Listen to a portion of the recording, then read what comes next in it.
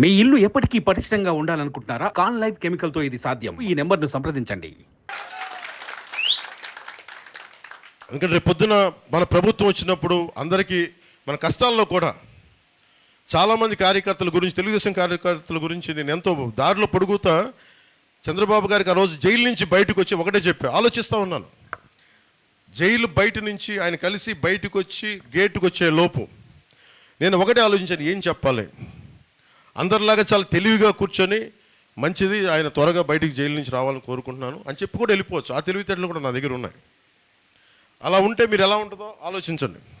నేను ఆ తెలివితేటలు చూపించలా. అరే, కష్టాల్లో ఉన్న వ్యక్తికి ఒక 4 దశాబ్దాలు పార్టీని కొమ్ము కాసేశారు తెలుగుదేశం కార్యకర్తలందరూ. మీకు అండగా నిలబడాలంటే నేను ఏం చేయాలి? నేను మనసిప్పి మాట్లాడాలని నిర్ణయించుకున్నాను. ఆ రోజునే అలయన్స్ని ప్రకటించాను. పెద్దలకి, మన భారతీయ జనతా పార్టీ పెద్దలకు కూడా తెలియజేశాను. అదేదో నిజంగా మనకు ఆంధ్రప్రదేశ్ ఇబ్బందులు చూసి నేను చేయాల్సి వచ్చింది, పెద్ద మనసుతోటి సహకరించండి అని చెప్పాను. పాపం వాళ్ళు సమయం తీసుకున్నారు. పెద్ద మనసుతోటి అమిత్ షా గారు ముందుకు వచ్చి, జేపీ నడ్డా గారు ముందుకు వచ్చి మనస్ఫూర్తిగా మీరు గెలవాలి అని చెప్పి వాళ్ళు కూడా భాగస్వామ్యం తీసుకున్నారు ఈరోజు. సో నేను కోరుకుంటుంది, మన ప్రభుత్వాన్ని స్థాపిస్తున్నాం. టీ టైం ఉదయ్ శ్రీనివాస్ గారిని గెలిపించవలసిందిగా మనస్ఫూర్తిగా కోరుకుంటున్నాను. అలాగే వర్మ గారు కొంచెం మీరు ముందుకు రావాలి. ఈయన ఒక మాస్ లీడర్. నాకు ఈయనతోటి నాకు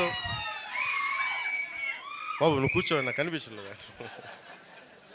నాకు ఈయనతోటి నచ్చుద్ది. ఈయన ముఖస్థితి లేకుండా మాట్లాడతారు. ఈయన నిలబడి, అలాంటి వాడు నిలబడితే ఎంత గట్టిగా నిలబడతాడో నాకు తెలుసు. వారి అబ్బాయికి కూడా మనస్ఫూర్తిగా ప్రత్యేకమైన కృతజ్ఞతలు. జూనియర్ వర్మ గారికి. కృష్ణరాజు గారు మీరు రండి. కృష్ణరాజు గారికి కూడా పాప ఆయన కూర్చొని పెద్ద మనసుతోటి సహకరించి ఈ రోజున ఈ పొత్తుని ముందుకు తీసుకెళ్తాను. మనస్ఫూర్తిగా ధన్యవాదాలు తెలుపుకుంటూ, ముఖ్యంగా వర్మ గారికి, నియోజకవర్గం నా గెలుపు మీ చేతుల్లో పెట్టాం.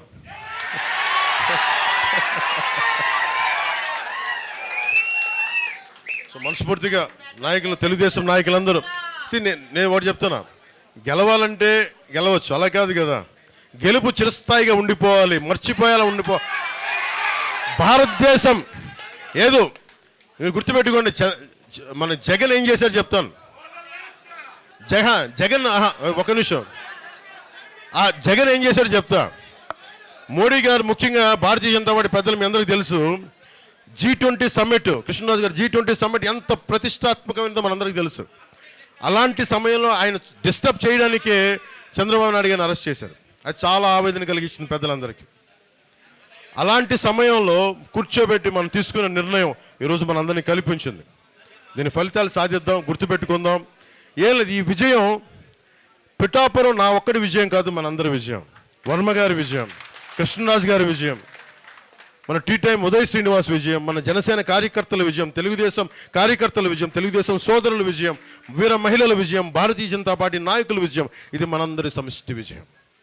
దిగ్విజయంగా ఉండాలని చెప్పి తెలుగుదేశంకి జయము జయము, భారతీయ జనతా పార్టీకి జయము జయము, జనసేన పార్టీకి జయము జయము, ప్రజలకి దిగ్విజయం కలుగుకాక. జై జనసేన, జై హింద్. సుమన్ టీవీలో మీ పర్సనల్ అండ్ బిజినెస్ ప్రమోషన్స్ కోసం కింది నెంబర్కి కాంటాక్ట్ చేయండి.